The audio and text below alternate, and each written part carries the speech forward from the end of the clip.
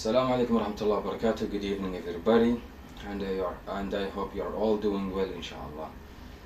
First, I would like to introduce myself. My name is Abdulaziz Abdullah Bawadi, and I am an international student in University of Muhammadiyah, Jakarta.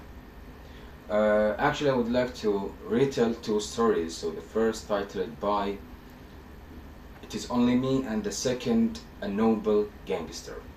So let's jump over to the first story. The first story is about Miss Richards and a funny misunderstanding. So one morning, Miss Richards decided to go to a fancy dress party with her husband. So she wore a ghost costume made from white sheet. Suddenly someone knocked on the door, so Miss Richards thought it was the baker. So she decided to hide inside a small storeroom under the stairs.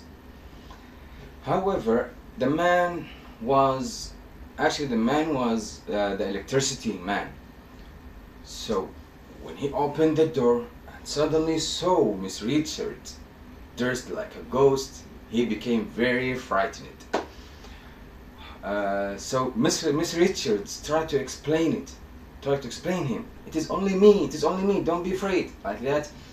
But the man ignored her and became screamed and ran very, very quickly.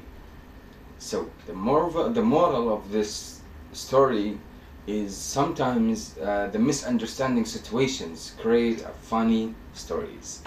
And that's the end of the first story. And we begin with the second story. So guys, welcome back, and we're gonna start with the second story. That titled by "A Nobel Gangster." So this story is about Sir John Hawkwood, who became famous in Italy 600 years ago. So first, Sir John Hawkwood arrived in Italy with a group of soldiers and settled near Florence.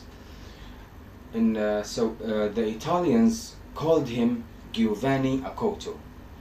So during the wars between Italian cities, Sir John Hawkwood hired out his soldiers to the princes, who were willing to pay a lot of money.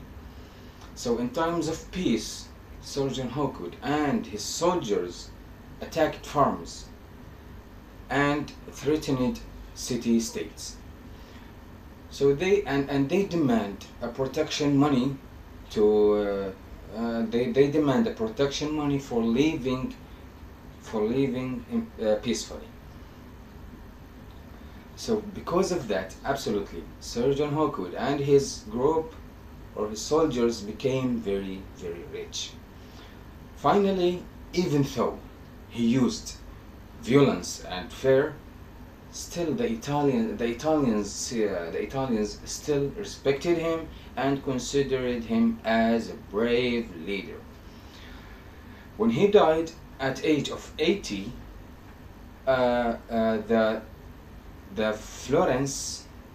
the people of Florence gave him a state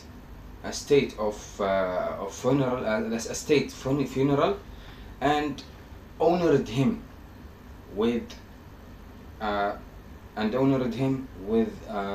a special painting. So guys, the moral value of this story is the power and leader seriously should be used in a good way and in a good and honest way. So thank you for your listening, and I hope you are enjoyed and I hope you enjoyed with the stories. Assalamu alaikum wa rahmatullahi wa barakatuh.